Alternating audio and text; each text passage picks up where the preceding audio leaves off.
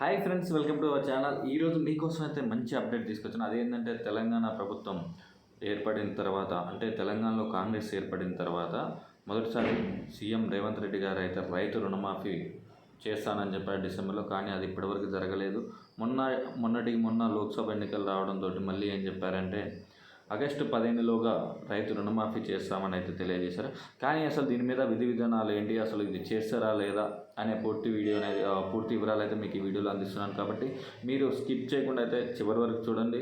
ఇంకెవరైనా మా ఛానల్ని సబ్స్క్రైబ్ చేస్తే లైక్ అండ్ సబ్స్క్రైబ్ చేసి వెంటనే మీకు రైతు రుణమాఫీ కానీ రైతు బంధు గురించి ఏమైనా అప్డేట్స్ కావాలన్నా వెంటనే కామెంట్ సెక్షన్లో కామెంట్ చేయండి. మనం చూసుకున్నట్టయితే నిన్న సోమవారం రోజు అయితే సీఎం రేవంత్ రెడ్డి గారు హడావుడిన ఒక మీటింగ్ అయితే ఏర్పాటు చేశారు.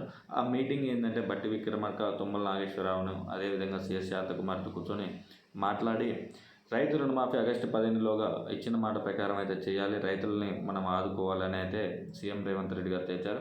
అయితే దీనికి సంబంధించిన పూర్తి డీటెయిల్స్, అంటే బ్యాంకర్ల దగ్గర రైతు రుణమాఫీ గురించి ఎంత డేటా ఉన్నదో ఆ డేటా అయితే త్వరగా తెప్పించండి, దాని మీద ఐడెంటిఫై చేయండి, దీంట్లో ఎంతమంది అర్హులు ఉన్నారు అనే దాని మీద అయితే పూర్తి ప్రణాళికను సిద్ధం చేస్తున్నారు.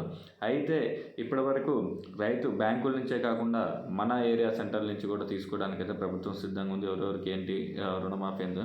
అయితే దీంట్లో భాగంగా 2 లక్షల రుణమాఫీ అయితే, పంట రుణమాఫీ అయితే ముందు చేయాలని అయితే చూస్తున్నారు. కాబట్టి మీకు ఎవరికైనా రైతు రుణమాఫీ ఉన్నట్టయితే వెంటనే అప్లై చేసుకోండి. అదేవిధంగా మీరు ఇప్పుడు కట్టాల్సిన అవసరం అయితే లేదు, ఎవరు ఇప్పుడైతే కట్టద్దు. ఎందుకంటే కాంగ్రెస్ ప్రభుత్వం అయితే రుణమాఫీ చేస్తా అన్నది ఆగస్టు 15లోగా. మరికొద్ది రోజులు అయితే దీనికోసం వెయిట్ చూడాల్సిందే. అయితే ఇంత పెద్ద మీటింగ్ని కూడా సీఎం రేవంత్ రెడ్డి గారు త్వరగా ముగించారు. ఎందుకంటే త్వరగా చేయండి, రైతు రుణమాఫీ చేయాలి, రైతులకు అండగా ఉండాలని సీఎం రేవంత్ రెడ్డి గారు బట్టి విక్రమార్క గారికి మరియు తుమ్మల నాగేశ్వర గారికి తెలియజేశారు. అదేవిధంగా సిఎస్ శాంతకుమార్తో కూడా చర్చించినట్టు మనం చూస్తున్నాము ఇటీవల వార్తల్లో.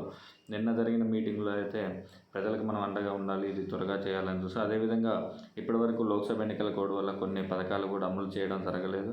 వాటిని కూడా సజావుగా, అంటే ఇప్పటి నుంచి నిర్వహిస్తామని అయితే సీఎం రేవంత్ రెడ్డి గారు చెప్పారు. కాబట్టి ఇలాంటి లేటెస్ట్ అప్డేట్స్ కోసం అయితే మీరు వెంటనే మా ఛానల్ లైక్ అండ్ సబ్స్క్రైబ్ చేయండి.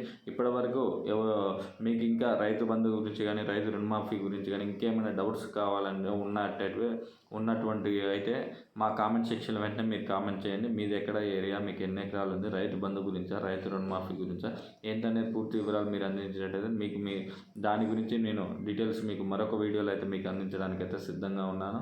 కాబట్టి మీరు లేట్ చేయకుండా వెంటనే మా ఛానల్ని సబ్స్క్రైబ్ చేయండి. Thank you for watching our channel.